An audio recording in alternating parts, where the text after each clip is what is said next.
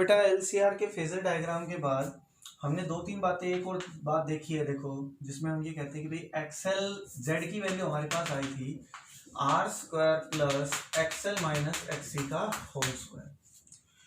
तो ये जो जेड है वो हमने कहा इम्पीडेंस होता है और टेंजेंट फाई है वो डायरेक्शन देता है, that is equal to XL minus XC upon में आर, या फिर हम जिसे बोल सकते हैं रियल माइनस बीसी अपॉन में आर। एक ही बात है, टेंजेंट फाई इसके बराबर, बी इसके बराबर। अब ये जो ट्रायंगल तुम्हें दिख रही है, ट्रायंगल ओपीए, ये फिलहाल दी हुई है बेटा हमने किसकी फॉर्म में लिखी हुई है, ये वोल्टेज की फॉर्म में। अगर मान लो मैं एक ट्रायंगल की बात करूं एलसीआर सर्किट में, इसी ट्रायंगल की बात करूं ट्रायंगल ओपीए, तो V की जगह मैं लिख दूं आई जेड, इसकी जगह लिख दूं I को कॉमन लिखकर एक्सएल माइनस एक्सी, और यहाँ लिख दूं I इंटू में R। यही ट्रायंगल ओपीए है, इसी का अगर मैं यूज करूं तो V रिजल्टेंट वोल्टेज की जगह I into Z, resultant current into resistance. तो रेजिस्टेंस एलसीआर सर्किट का किसके बराबर था, जेड के बराबर। तो यहाँ से अगर मैं I को कॉमन ले लूं तो ये ट्रायंगल क्या बन जाएगी, कुछ ऐसे बन गई। और इस ट्रायंगल को बोलते हैं बेटा इम्पीडेंस ट्रायंगल। क्या बोलते हैं, इम्पीडेंस ट्रायंगल। इम्पीडेंस ट्रायंगल दरअसल वो ट्रायंगल होती है जिसका हाइपोटेन्यूज हमें इम्पीडेंस की value they, impedance of the LCR circuit. या हम कहें कि एक एलसीआर सर्किट में जो रिजल्टेंट हमें ट्रायंगल, रिजल्टेंट जो हमें स्लोप मिलेगा, वो स्लोप की वैल्यू अगर इम्पीडेंस के बराबर होती है तो जिस ट्रायंगल के थ्रू इसको एक्सप्लेन किया जाएगा वो ट्रायंगल इम्पीडेंस ट्रायंगल कहलाएगी। और अब इसमें दो तीन केस आते हैं, तो देखो जरा।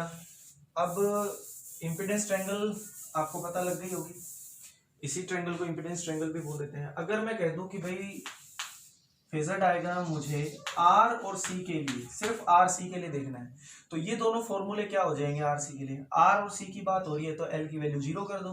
तो इस केस के लिए जेड का फॉर्मूला क्या बन गया हमारे पास, under root R square plus XC का होल स्क्वायर। क्योंकि आरसी के केस में एक्स एल की वैल्यू 0 है, एल है ही नहीं तो एल है नहीं, तो भाई जेड का फॉर्मूला क्या हो जाएगा। ये मैं इसलिए बता रहा हूँ क्योंकि न्यूमेरिकल में यूज होंगे। आरसी का फेजर नहीं हमारे सिलेबस में, अगर ड्रॉ करना चाहें तो यहीं से बता सकते हैं। आरसी का फेजर यहाँ इन दोनों के बीच में, एक्सएल को 0 कर दो तो आरसी का फेजर यहाँ से हम ऐसे एक्सप्लेन कर सकते हैं। ये हो गया V R that is equal to V C, यहाँ से एक पैरेललोग्राम ड्रॉ करो, that will be the current I, ये 0, और ये नीचे की तरफ हो गया रिजल्टेंट वोल्टेज। तो हम इसके थ्रू जैसे एक्सएल को 0 कर दो तो सिर्फ क्या बचेगा, वी आर और वीसी, वी आर और वीसी का नीचे पैरेललोग्राम ड्रॉ करके रिजल्टेंट निकाल सकते हैं। तो ये फेजर ऐसे बन सकता है। अगर मैं टेंजेंट फाई की बात करूं तो भाई एक्सएल को 0 कर दो तो क्या आ जाएगा, माइनस ऑफ एक्सी अपॉन में आर, जैसा मैं बता के आया। अगर मैं आर एल की बात करता हूं, आर एल के लिए अगर हम बात करें तो भाई आर एल के लिए, अब इसमें सी नहीं है तो इसमें सी 0 कर दो, एक्सी की वैल्यू 0 करेंगे तो जेड की impedance for the R L circuit. ये दोनों के दोनों टॉपिक ये न्यूमेरिकल के लिए बहुत इंपॉर्टेंट है। इम्पीडेंस पर बहुत ज्यादा क्वेश्चन आते हैं, चाहे वो आरसी हो, चाहे ये है इम्पीडेंस एलसीआर के लिए, ये है इम्पीडेंस आरसी के लिए, ये है इम्पीडेंस की वैल्यू आरएल सर्किट के लिए। अब आरएल है तो सी नहीं है तो क्या आ जाएगा, आर स्क्वायर प्लस एक्सी की वैल्यू 0 कर दो तो क्या आ जाएगा, एसएल स्क्वायर। और टेंजेंट फाई की वैल्यू किसके बराबर होगी बेटा हमारे पास, एक्स एल अपॉन में आर। अगर मैं इसका इम्पीडेंस लिखना चाहूँ, सॉरी फेजर लिखना चाहूँ इसका आर और एल का, तो आपको क्या करना है, सिर्फ ये हटा दो नीचे का। भाई अब इसमें सी तो है नहीं ना, सी नहीं है तो इसको हटा ही दो यहाँ से, लो जी मैंने हटा दिया। और ये मैंने जो ओडी है ना, यही मैंने किसके बराबर मान लिया, that is equal to V L. तो ये रह जाएगा बस।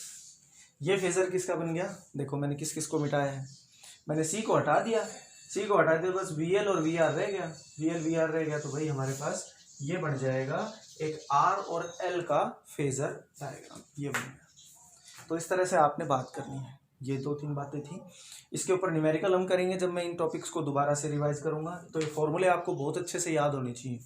आई रिपीट, सभी को फॉर्मूले बहुत अच्छे से याद होना चाहिए। Phasor diagram is the one of the most important topic regarding the board exams. इसके बाद good morning class. Last class में बेटा हमने बात की थी phasor diagram of L C R और इंडिविजुअल LCR की। आज हम बात करेंगे इंडक्टर या एक इंडक्टिव कॉइल या एक सोलेनॉइड के अंदर कितनी एनर्जी स्टोर होती है। तो एक इंडक्टर के अंदर जो एनर्जी स्टोर होती है, देखो कैपेसिटर में हमने पहले निकाली थी एनर्जी स्टोर, क्या होती है, हाफ CV² या जिसे हम हाफ ऑफ Q²/CV लिख सकते हैं। ये हमने पहले यूनिट में पढ़ा था। और अब हम बात करेंगे यहाँ पर एक इंडक्टर के अंदर कितनी एनर्जी स्टोर होती है और फिर एनर्जी डेंसिटी के बारे में। बहुत इंपॉर्टेंट टॉपिक है, 3 नंबर के अंदर बोर्ड एग्जाम्स में यहाँ से न्यूमेरिकल और की डेरिवेशन बहुत ज़्यादा बार पूछा जाता है। जैसा मैंने कहा कि 4th B के अंदर अल्टरनेटिंग करंट जहाँ से शुरू होता है, जहाँ से mean value of alternating current, RMS value of alternating current मैंने पढ़ाना शुरू किया था, उसी टॉपिक से लेकर आखिरी तक, जब तक ये यूनिट ख़त्म नहीं होती तब तक सारे टॉपिक इंपॉर्टेंट हैं। एक भी टॉपिक मैं ऐसा नहीं कह सकता कि ये बोर्ड एग्जाम्स में नहीं आया हुआ या इस पर न्यूमेरिकल नहीं आ सकता या ये क्वेश्चन बोर्ड एग्जाम्स में कभी आया ही नहीं। सारे ही टॉपिक इंपॉर्टेंट है। जैसे 2nd B इंपॉर्टेंट थी, इसी तरह 4th B भी बहुत इंपॉर्टेंट है। तो ज़रा ध्यान से देखें, ये बिल्कुल फर्स्ट यूनिट के जैसा ही है थोड़ा सा। तो एक इंडक्टर मैंने इंडक्टेंस L मान लिया, उसको मैंने एक सोर्स से कनेक्ट कर दिया और हमें पता है कि जैसे सोर्स से कनेक्ट करेंगे, की इंसर्ट करते इसमें करंट पैदा होगा। इस अप्लाइड करंट की वजह से इंड्यूस करंट में इंड्यूस्ड EMF पैदा होगा, जो कि डिनोट किया जाता है -LdI/dt। एक इंडक्टर में इंड्यूस्ड EMF इसी से रिप्रेजेंट किया जाएगा। लेकिन इंड्यूस्ड EMF हमेशा उस कोज को अपोज करता है जो उसकी प्रोडक्शन के लिए क्या होता है बेटा, रिस्पॉन्सिबल होता है। तो ये इंड्यूस्ड EMF दरअसल इक्वल एंड अपोजिट होगा जो इसमें पैदा होगा, क्योंकि जैसे जैसे करंट बढ़ेगा ऑब्वियसली बात है इंडक्टर के चारों तरफ मैग्नेटिक फील्ड बढ़ती जाएगी, जिसकी वजह से इसके अंदर इंड्यूस्ड EMF पैदा होगा। और इंड्यूस्ड EMF इंडक्टेंस के अक्रॉस हम पढ़ के आ चुके हैं सेल्फ इंडक्टेंस वाले टॉपिक में। तो इंड्यूस्ड EMF हमेशा उस कोज को अपोज करता है जो उसकी प्रोडक्शन के लिए रिस्पॉन्सिबल होता है। तो E है वो किसके बराबर होगा बेटा, -V, that is -LdI/dt। I से I काट दो तो V किसके बराबर हो गया, LdI/dt। अब देखो, क्योंकि ये करंट जा रहा है तो ऑब्वियस सी बात है the whole electrical energy get converted into the magnetic energy, क्योंकि जितना आप इसको करंट प्रोवाइड दोगे उसके चारों तरफ उतनी मैग्नेटिक फील्ड पैदा होती जाएगी। तो मान लो कि भाई मैंने किसी particular small interval of time में, देखो DI करंट जा रहा है और DT टाइम में, तो ऑब्वियस सी बात है करंट अगर छोटा जा रहा है तो चार्ज भी इसको यहाँ से, कोई स्मॉल चार्ज यहाँ से चला होगा जो इसको यहाँ तक जा रहा है। अगर मान लो कि स्मॉल चार्ज DQ जा रहा है कितने टाइम में, DT टाइम में, यहाँ से यहाँ पर, और जब चार्ज एक पॉइंट से दूसरे पॉइंट पर जाता है it have to do some amount of work, और पोटेंशियल का फॉर्मूला ही वही होता है, क्या होता है, वर्क पर यूनिट चार्ज। तो कोई DT टाइम के अंदर अगर DI करंट, DT टाइम में हमें DI करंट मिल रहा है इस इंडक्टर के अक्रॉस, तो जो पोटेंशियल हमें मिला इस इंडक्टर के अक्रॉस वो दरअसल किसके बराबर होगा बेटा, dW/dQ, क्योंकि DT टाइम में DQ चार्ज यहाँ से जब यहाँ जाएगा तो it have to do some amount of work, और वो चार्ज छोटा है, स्मॉल टाइम है, तो वर्क भी छोटा ही होगा।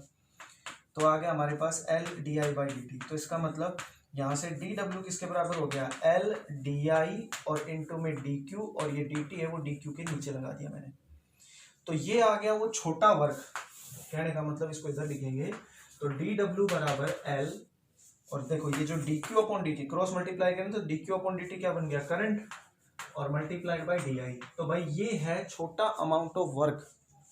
छोटा अमाउंट ऑफ वर्क कितने टाइम के, कब आया बेटा हमारे पास इस इंडक्टर में, जब मैंने स्मॉल अमाउंट ऑफ करंट दिया।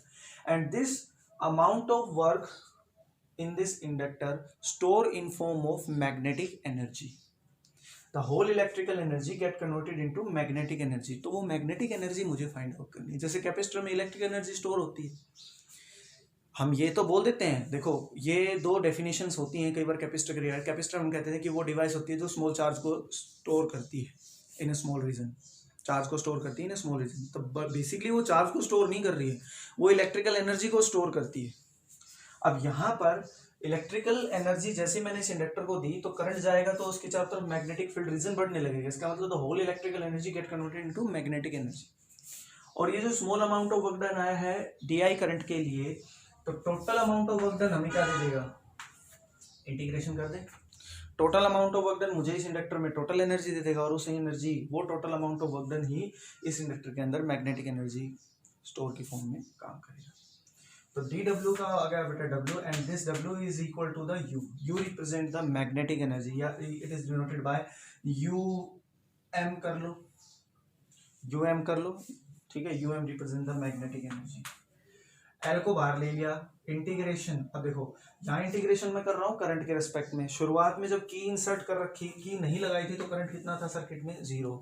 और जब मैं की इंसर्ट करूंगा तो इस इंडक्टर के अंदर इंड्यूस्ड ईएमएफ तब तक पैदा होता रहेगा जब तक करंट, अप्लाइड करंट की वैल्यू मैक्सिमम नहीं हो जाती, मतलब पीक तक नहीं पहुंच जाती। सपोज अगर ये 10 वोल्ट की बैटरी है तो मैं जैसे की इंसर्ट करूंगा तो करंट बढ़ने लगेगा, 1 एम्पियर, 2 एम्पियर, 3 एम्पियर, 10 एम्पियर तक जब तक नहीं हो जाता सपोज, तब तक इंड्यूस्ड ईएमएफ पैदा होगा। जैसे ही 10 एम्पियर होगा, इंड्यूस्ड ईएमएफ की वैल्यू तुरंत क्या हो जाएगी, 0 हो जाएगी, कांस्टेंट हो जाएगी।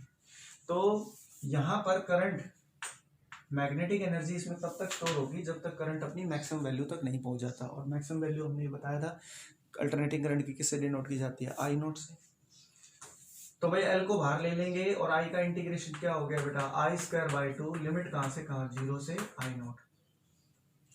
यूएम बराबर एल, लिमिट रखना upper limit minus lower limit, that is I0²/2 minus 0। तो यूएम किसके बराबर आ गया बेटा, half of L I not का स्क्वायर। तो देखो ये है magnetic energy store in inductor. बहुत इंपॉर्टेंट टॉपिक है, बोर्ड एग्जाम्स में कई बार पूछा जाता है कि कैलकुलेट द या derive the energy store in an inductor which is equal to half L I square. तो आपने ये डिराइव करना है। और अगर कैपेसिटर की पूछें तो कैपेसिटर को हम यूई लिख सकते हैं। UE represent the electric energy, UM represent the magnetic energy, that is equal to half CV square.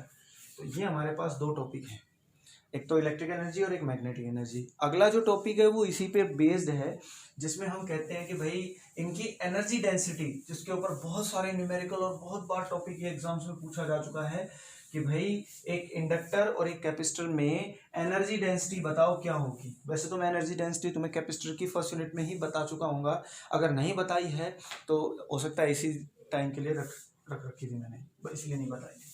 तो बेटा एनर्जी डेंसिटी बता रखी है शायद, जहां तक मुझे ध्यान है तुम्हें एनर्जी डेंसिटी हमें बतानी है, एक तो भाई इंडक्टर में और एक बतानी है बेटा कैपेसिटर में। तो ध्यान से देखो, दोनों का कंपैरिजन तुम देखोगे ना तभी ये चीज क्लियर होगी बेटा, एक इंडक्टर में और एक कैपेसिटर में। एनर्जी डेंसिटी का मतलब होता है एनर्जी पर यूनिट वॉल्यूम, एनर्जी पर यूनिट वॉल्यूम। तो भाई पहले कैपेसिटर पर आ जाओ, हमने कैपेसिटर पढ़ा था। कैपेसिटर होता है हमारे पास हाफ CV स्क्वायर, कैपेसिटर के अंदर एनर्जी यही होती है। और हमें निकालनी है एनर्जी पर unit volume, that is equal to half. Capacitor का कैपेसिटेंस क्या होता है बेटा, एक पैरेलल प्लेट कैपेसिटर का epsilon naught A/D into V square. तो U किसके बराबर हो गया, हाफ एप्सिलॉन नॉट A/D। और जो V है पोटेंशियल है उसका इलेक्ट्रिक फील्ड, क्योंकि एक पैरेलल प्लेट कैपेसिटर को जब हम कोई बैटरी प्रोवाइड करते हैं तो एक प्लेट पर पॉजिटिव और एक प्लेट पर नेगेटिव, तो इलेक्ट्रिक फील्ड जो जाएगी वो पॉजिटिव से नेगेटिव जाएगी। If the plate separation becomes B, तो प्लेट पर पोटेंशियल किसके बराबर हो गया हमारे पास, E इंटू में D। क्योंकि हमने एक फॉर्मूला पढ़ा था कि भाई E है ना वो किसके बराबर होता है, V/D, E is equal to V/D। तो V किसके बराबर हो गया बेटा, E इंटू D के। तो इस सारे काम कर देंगे whole square, that is U is equal to half epsilon naught A/D square E और इंटू में D से D काट दो, U is equal to half of epsilon naught A/D into E। तो A इंटू D का मतलब क्या होगा, ये पैरेलल प्लेट कैपेसिटर जो हमने लिया था, उस पैरेलल प्लेट कैपेसिटर की अगर प्लेट का एरिया A है और सेपरेशन D है तो क्रॉस सेक्शनल वॉल्यूम कितनी आ गई, एरिया इंटू लेंथ ही तो होती है। तो इस एरिया इंटू लेंथ को नीचे ले आओ, तो U अपॉन में AD is equal to half epsilon naught E square है साथ में E स्क्वायर। तो ये आ गई बेटा हमारे पास, इसको हम लिख सकते हैं U डैश लिख लो which is equal to half epsilon naught E square. बहुत बार बोर्ड एग्जाम्स में ये क्वेश्चन पूछा जाता है कि एक कैपेसिटर की एनर्जी डेंसिटी को डिराइव करो, या MCQ भी पूछा जा सकता है, ध्यान दें इस फॉर्मूले पर।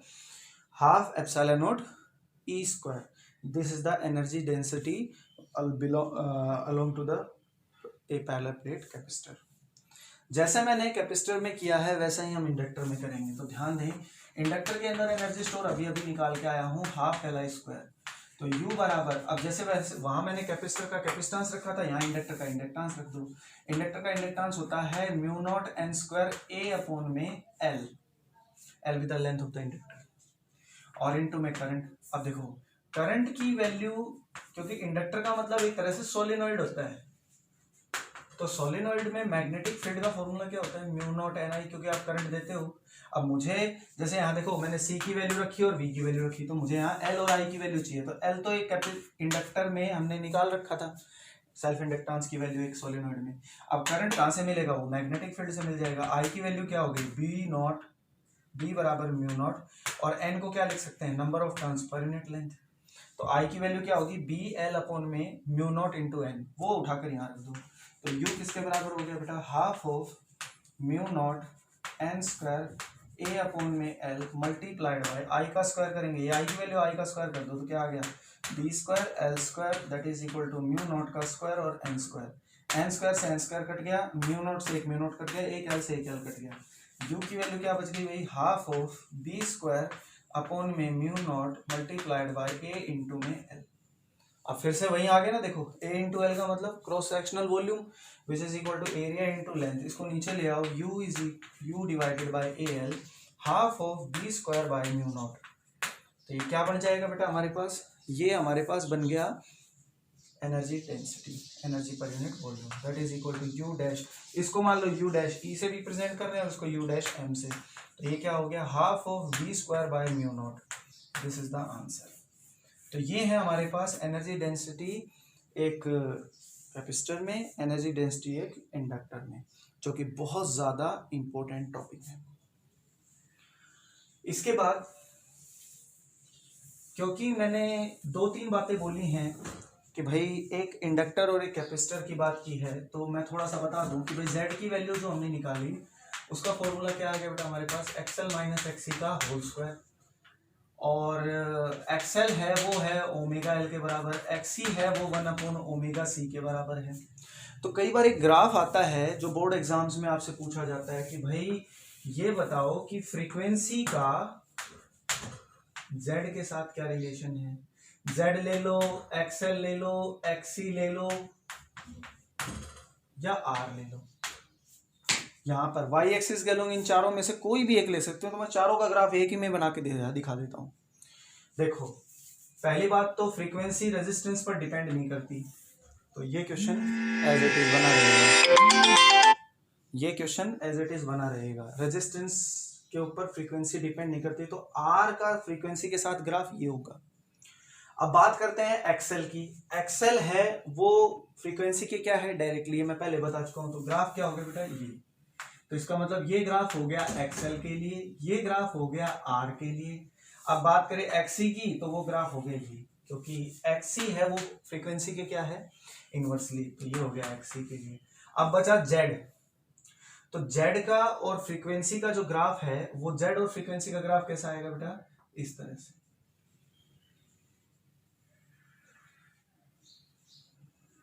ये जो एक बाउल शेप मैंने बनाया है, ये बाउल शेप ग्राफ किसका है, जेड का। अब चाहो तो इन चारों ग्राफ को अलग अलग भी पढ़ सकते हैं, मैंने इनको इकट्ठा बना दिया है। अब चाहो तो बेटा अलग अलग लिख सकते हो, कैसे, देखो ये हो गया एक्सएल और सी का, सॉरी फ्रीक्वेंसी का, ये हो गया एक्सी और फ्रीक्वेंसी का, ये हो गया आर और फ्रीक्वेंसी का, और ये हो गया हमारे पास जेड और फ्रीक्वेंसी का।